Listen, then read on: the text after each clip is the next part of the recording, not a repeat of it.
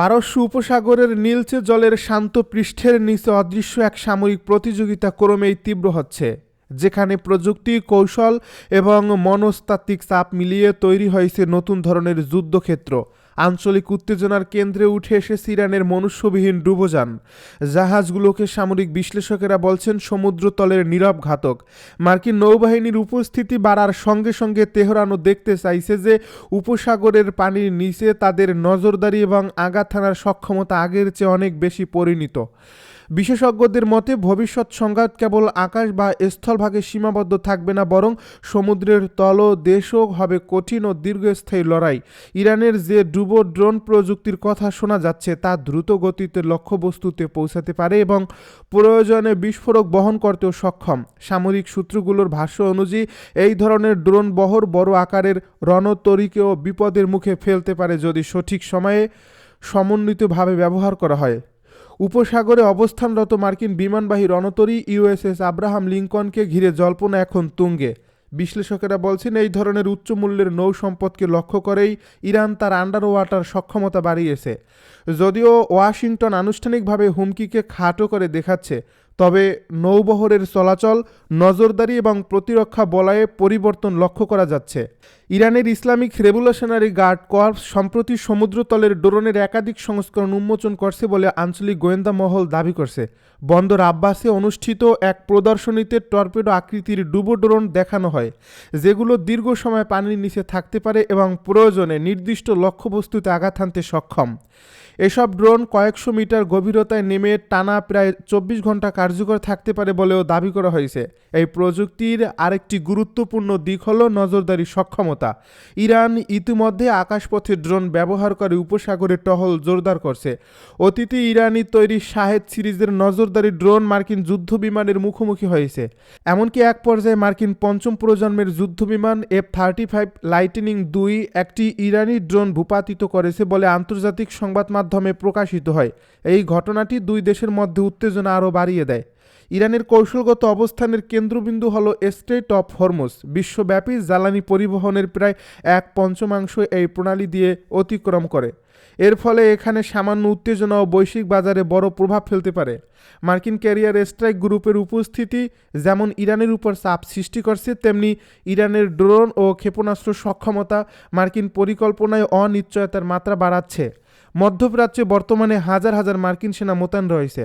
আঞ্চলিক ঘাঁটিগুলোতে বিমান চলাচল বেড়েছে, নজরদারি তৎপরতা জোরদার হয়েছে। জর্ডানের মুওয়াফাক সালতি এয়ারবেজ ঘাঁটিতে উল্লেখযোগ্য সংখ্যক যুদ্ধবিমান অবস্থান করছে বলে প্রতিরক্ষা বিশ্লেষকেরা জানাচ্ছেন। একই সঙ্গে ভারত মহাসাগরের কৌশলগত ঘাঁটি ডিওগা গার্সিয়াতেও মার্কিন উপস্থিতি বাড়ানোর ইঙ্গিত মিলছে। স্যাটেলাইট চিত্র বিশ্লেষণে জ্বালানি পরিবহন ও সমর্থনকারী বিমান চলাচলের প্রমাণ পাওয়া যাচ্ছে বলে আন্তর্জাতিক পর্যবেক্ষকেরা দাবি করছেন। অন্যদিকে বিশ্বের অন্যতম বৃহৎ বিমানবাহী রণতরী ইউএসএস জেরাল্ড আর ফোর্ডকে মধ্যপ্রাচ্যগামী করার সম্ভাবনার কথাও আলোচনায় এসেছে। প্রতিরক্ষা মহলের ধারণায় ইসরায়েলের উপকূলীয় অঞ্চল সুরক্ষা এবং ইরানি হামলার আশঙ্কা ঠেকাতে এই শক্তিশালী রণতরী মোতায়েনের পরিকল্পনা থাকতে পারে। যদিও আনুষ্ঠানিক ঘোষণা এখনও আসেনি, তবু সামরিক প্রস্তুতির গতি বলছে উভয় পক্ষই সম্ভাব্য সংঘাতের জন্য মানসিক ও কৌশলগতভাবে প্রস্তুত হচ্ছে। বিশ্লেষকেরা বলছেন ইরানের সমুদ্রতলের ড্রোন কৌশল সরাসরি মুখোমুখি যুদ্ধের বদলে অসম যুদ্ধনীতি অনুসরণ করে। বড় রণতরীর বিপরীতে ছোট, দ্রুতগামী ও সস্তা ড্রোন ব্যবহারের মাধ্যমে প্রতিপক্ষকে ব্যয়বহুল প্রতিরক্ষা ব্যবস্থা সক্রিয় রাখতে বাধ্য করা হয়। এতে অর্থনৈতিক ও মনস্তাত্ত্বিক চাপ তৈরি হয়। তবে সামরিক শক্তি প্রদর্শনের পাশাপাশি কূটনৈতিক অঙ্গনেও চলছে হিসাব নিকাশ। তেল বাজারের স্থিতিশীলতা, আঞ্চলিক মিত্রদের নিরাপত্তা এবং বৈশ্বিক বাণিজ্য পথের সুরক্ষা সব কিছু মিলিয়ে পরিস্থিতি অত্যন্ত স্পর্শকাতর। একটি ভুল হিসাব, একটি অনাকাঙ্ক্ষিত সংঘর্ষ কিংবা ভুল শনাক্তকরণ বড় ধরনের যুদ্ধের সূত্রপাত ঘটাতে পারে। পাকিস্তান ও আফগানিস্তান সীমান্তে হঠাৎ করেই উত্তেজনা তীব্র রূপ নিয়েছে। ইসলামাবাদ দাবি করেছে আফগান তালেবান বাহিনীর উস্কানোমূলক গোলাগুলির জবাবে পাকিস্তান বিমান বাহিনী সীমান্ত পেরিয়ে নাঙ্গারহার প্রদেশে একটি বড় গোলাবারুদ ভাণ্ডারে নির্ভুল হামলা চালিয়েছে। সরকারি সূত্রের ভাষ্য অনুযায়ী এই পাল্টা অভিযানে এখন পর্যন্ত 133 জন তালেবান যোদ্ধা নিহত এবং 2 শতাধিক আহত হয়েছে। পাকিস্তান বলছে সীমান্তবর্তী এলাকায় টানা কয়েকদিন ধরে ছিটেফোঁটা গোলাগুলির পর পরিস্থিতি চরমে পৌঁছালে অপারেশন গাজাব লিল হাক নামে বিশেষ সামরিক অভিযান শুরু করা হয়। প্রধানমন্ত্রী কার্যালয়ের বিদেশি গণমাধ্যম বিষয়ক মুখপাত্র মোশাররফ জায়েদি জানান, এটি ছিল পরিকল্পিত ও সীমিত লক্ষ্যভিত্তিক অভিযান, যার উদ্দেশ্য ছিল সীমান্তে পাকিস্তানের নিরাপত্তা নিশ্চিত করা। ইসলামাবাদীর দাবি, বিমান ও আর্টিলারির সমন্বিত আঘাতে আফগানিস্তানের একাধিক সামরিক স্থাপনা ক্ষতিগ্রস্ত হয়েছে। কাবুল, পাকতিয়া ও কান্দাহার অঞ্চলের বিভিন্ন গুরুত্বপূর্ণ স্থাপনায় হামলার কথা উল্লেখ করে জায়েদি সর্বশেষ ব্রিফিংয়ে বলেন, মোট ২৭টি তালেবান পোস্ট ধ্বংস এবং ৯টি পোস্ট নিয়ন্ত্রণে নেওয়া হয়েছে। পাকিস্তানের তথ্য অনুযায়ী ২টি কোর সদর দপ্তর, ৩টি ব্রিগেড সদর দপ্তর, ২টি গোলাবারুদ ভাণ্ডার, একটি লজিস্টিক বেস, ৩টি ব্যাটালিয়ন সদর দপ্তর এবং ২টি সেক্টর সদর দপ্তর এই হামলায় আঘাতপ্রাপ্ত হয়েছে। একই সঙ্গে ৮০টির বেশি ট্যাঙ্ক, আর্টিলারি গান এবং সাঁজোয়া যান ধ্বংসের কথাও বলা হয়েছে।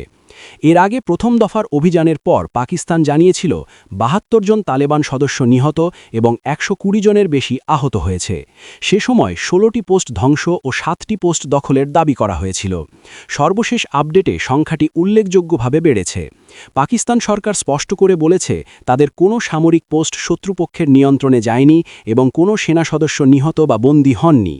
নিরাপত্তা সূত্রের বরাতে জানানো হয়, নাঙ্গারহার ছাড়াও কান্দাহারে একটি গোলাবারুদ ডিপো ও একটি লজিস্টিক ঘাঁটি ধ্বংস করা হয়েছে।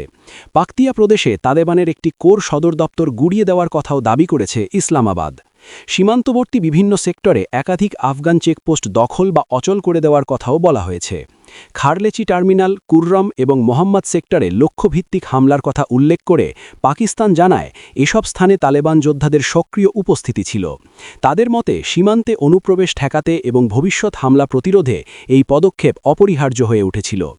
অন্যদিকে আফগান তালেবান সরকার এখনও পর্যন্ত এ বিষয়ে বিস্তারিত আনুষ্ঠানিক বিবৃতি দেয়নি। তবে সামাজিক যোগাযোগ মাধ্যমে ছড়িয়ে পড়া বিভিন্ন ভিডিও, ছবি ও দাবি নিয়ে পাকিস্তান বলছে, এগুলোর বেশিরভাগই ভুয়া এবং বিভ্রান্তিকর প্রচারণা। ফেডারেল তথ্যমন্ত্রী আত্তাউল্লাহ তারার এক বিবৃতিতে বলেন, প্রথমে তালেবান সরকারই শত্রুতামূলক পদক্ষেপ নিয়েছে এবং পরে সামাজিক মাধ্যমে ভিত্তিহীন তথ্য ছড়িয়ে পরিস্থিতিতে ভিন্ন খাতে নেওয়ার চেষ্টা করছে। তার ভাষায়, পাকিস্তান তার সার্বভৌমত্ব রক্ষায় প্রয়োজনীয় সব ব্যবস্থা নিতে প্রস্তুত এবং জাতীয় নিরাপত্তা প্রশ্নে কোনো আপোস করা হবে না। বিশ্লেষকরা মনে করছেন, দুই দেশের মধ্যে দীর্ঘদিনের সীমান্ত উত্তেজনা এবার নতুন মাত্রা পেল। ডুরান্ড লাইন নিয়ে ঐতিহাসিক মতপার্থক্য, সীমান্তবর্তী এলাকায় সশস্ত্র গোষ্ঠীর চলাচল এবং পারস্পরিক অবিশ্বাস পরিস্থিতিকে জটিল করে তুলেছে। সাম্প্রতিক বছরগুলিতে সীমান্তে বিচ্ছিন্ন সংঘর্ষ ঘটলেও এত বড় পরিসরের বিমান অভিযান বিরল। যদি পাকিস্তানের দাবি অনুযায়ী বড় সামরিক স্থাপনা সত্যিই ক্ষতিগ্রস্ত হয়ে থাকে, তবে তা আঞ্চলিক নিরাপত্তা পরিস্থিতিতে গভীর প্রভাব ফেলতে পারে। নিরাপত্তা বিশ্লেষকদের মতে, এই সংঘাত শুধু দুই দেশের মধ্যকার সামরিক দ্বন্দ্ব নয়, বরং বৃহত্তর ভূরাজনৈতিক সমীকরণের সঙ্গেও সম্পর্কিত। আফগানিস্তানে তালেবান শাসন প্রতিষ্ঠার পর থেকে সীমান্ত নিরাপত্তা নিয়ে পাকিস্তান ও কাবুলের সম্পর্ক বারবার টানাপোড়েনের মধ্যে পড়েছে। পাকিস্তান অভিযোগ করে আসছে, তাদের ভূখণ্ডে সন্ত্রাসী হামলায় জড়িত গোষ্ঠীগুলো আফগান সীমান্তের ভেতরে আশ্রয় পাচ্ছে। অন্যদিকে আফগান তালেবান পাকিস্তানের অভিযোগ অস্বীকার করে বরাবরই বলেছে, তারা প্রতিবেশী দেশের বিরুদ্ধে নিজেদের মাটি ব্যবহার করতে দেবে না। সর্বশেষ এই সামরিক অভিযানের পর সীমান্তবর্তী এলাকায় বেসামরিক নাগরিকদের মধ্যে আতঙ্ক ছড়িয়ে পড়েছে। স্থানীয় সূত্র জানায়, অনেক পরিবার নিরাপদ আশ্রয়ের খোঁজে বাড়িঘর ছেড়ে অন্যত্র সরে গেছে। সীমান্ত বাণিজ্য সাময়িকভাবে ব্যাহত হয়েছে। খারলেচি ও তোরখাম সহ বিভিন্ন ক্রসিং পয়েন্টে কড়া নিরাপত্তা জোরদার করা হয়েছে। ট্রাক চলাচল কমে যাওয়ায় পণ্য সরবরাহে প্রভাব পড়ার আশঙ্কা তৈরি হয়েছে। আন্তর্জাতিক মহল এখন পরিস্থিতির দিকে নজর রাখছে। যদিও এখনও বড় কোনো শক্তি আনুষ্ঠানিকভাবে হস্তক্ষেপের ঘোষণা দেয়নি, তবে আঞ্চলিক স্থিতিশীলতা রক্ষায় সংযমের আহ্বান জানানো হতে পারে বলে কূটনৈতিক সূত্রের ধারণা। কারণ পাকিস্তান ও আফগানিস্তানের সীমান্তে অস্থিতিশীলতা শুধু দুই দেশের জন্য নয়, বরং বৃহত্তর দক্ষিণ ও মধ্য এশিয়ার নিরাপত্তা চিত্রকেও প্রভাবিত করতে পারে। সব মিলিয়ে পরিস্থিতি অত্যন্ত স্পর্শকাতর। পাকিস্তান তার অভিযানকে আত্মরক্ষামূলক পদক্ষেপ হিসেবে উপস্থাপন করছে, আর আফগান তালেবানের আনুষ্ঠানিক প্রতিক্রিয়া এখনও স্পষ্ট নয়। সীমান্তে গোলাগুলি থামলেও উত্তেজনা যে পুরোপুরি প্রশমিত হয়েছে তা বলা যাচ্ছে না। সামনের দিনগুলিতে দুই দেশের কূটনৈতিক তৎপরতা, সামরিক অবস্থান এবং আন্তর্জাতিক প্রতিক্রিয়া নির্ধারণ করবে এই সংঘাত সাময়িক উত্তেজনায় সীমাবদ্ধ থাকবে নাকি আরও বড় আকার ধারণ করবে। বর্তমানে সবচেয়ে বড় প্রশ্ন, এই অগ্নিগর্ভ পরিস্থিতি কি দ্রুত নিয়ন্ত্রণে আসবে নাকি সীমান্তে নতুন এক দীর্ঘস্থায়ী অস্থিরতার সূচনা ঘটল?